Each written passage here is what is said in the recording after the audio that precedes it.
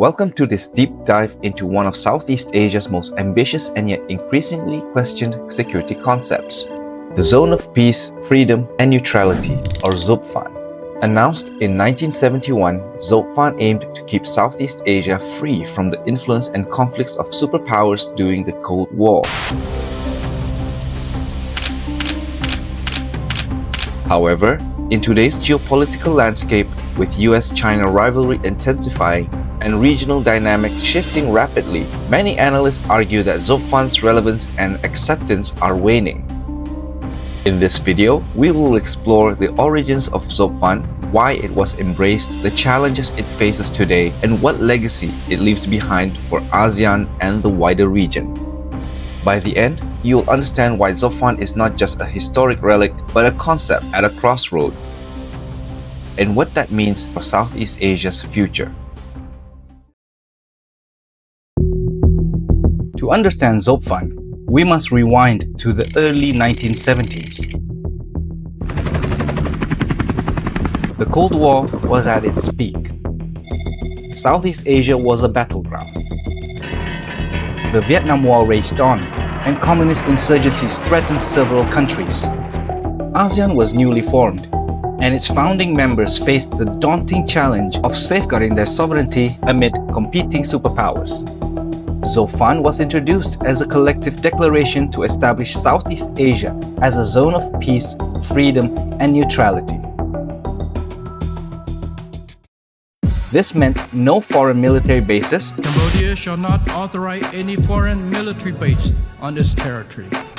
No involvement in external conflict, and a commitment to non-alignment. The idea was to prevent Southeast Asia from becoming a pawn in the Cold War chess game. Malaysia's then Prime Minister Tun Abdul Razak described Zofan as a way to ensure survival through non-alignment, balancing the interests of countries like Thailand, which had close ties with the US, and Indonesia, which favored a more independent path. Globally, Zofan shared similarities with the non-aligned movement, but was unique in its regional focus and pragmatic approach. While the non-aligned movement rejected alignment outright, Zofan allowed ASEAN countries to maintain bilateral relations with superpowers, as long as the region remained free from conflict and foreign military presence. Despite its noble intentions, Zofan has struggled to maintain its original vision. Four major factors contribute to its declining relevance today. First, divided loyalties within ASEAN members have grown. Vietnam, once a communist adversary, now conducts joint naval exercises with the US near contested areas in the South China Sea, a direct contradiction to the principles of neutrality. Meanwhile, Cambodia and Laos have deepened economic and military ties with China, further complicating ASEAN's unified stance. Second, economic dependence on China has surged. China accounts for roughly 20% of ASEAN's trade, compared to about 12% for the US. This economic reality pressures ASEAN states to avoid antagonizing Beijing, often at the expense of neutrality.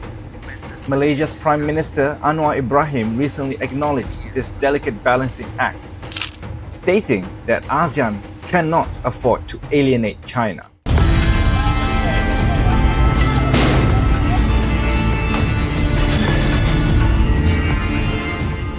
Third, ASEAN's institutional weaknesses hamper enforcement of unity. The Myanmar military junta's attendance at Russia's 2025 Victory Day parade, despite widespread condemnation, exposes ASEAN's limited ability to enforce collective decisions or isolate problematic members. Lastly, the nuclear dimension remains unresolved. Your Excellencies, the ASEAN heads of government and the heads of government of Cambodia, Laos and Myanmar to sign the Treaty on the Southeast Asia Nuclear Weapon-Free Zone.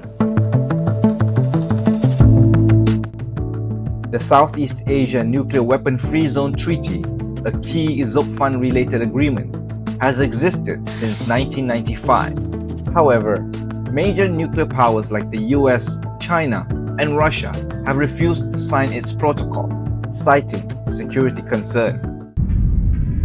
This undermines the treaty's effectiveness and Zofan's broader goal of a conflict-free region. No weapons is more powerful and destructive than nuclear weapons.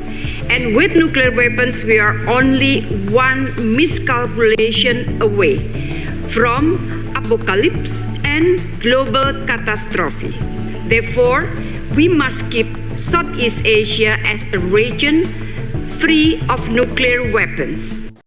These pressures illustrate a stark reality.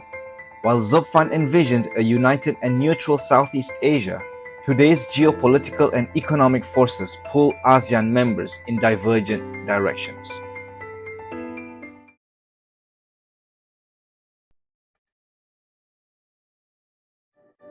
Despite its challenges, Zofan's legacy is significant. It helped ASEAN navigate the turbulent Cold War era without becoming a proxy battlefield like other regions. In many civil wars, ASEAN's collective stance prevented superpowers from direct intervention, framing the conflict as an internal ASEAN matter. Imagine if Zofan had never existed. Southeast Asia might have faced a Syria-style proxy war, with devastating consequences for regional stability and development. Years ago, the Asian financial crisis hit. The 1997 Asian financial crisis could have escalated into a geopolitical conflict if superpowers had exploited regional divisions. Moreover, disputes in the Spratly Islands, without ASEAN's mediation framework inspired by Zofan, might have erupted into open military clashes. Today, Zofan's spirit persists in ASEAN's ongoing efforts to maintain regional architecture, such as negotiations on the South China Sea Code of Conduct. Quiet engagement matters. Malaysia's 2025 ASEAN Chair Statement explicitly reaffirms ASEAN's commitment to centrality and unity, echoing the original goals of Zofan. Therefore, while the concept faces criticism, its foundational values continue shaping Southeast Asia's diplomatic landscape.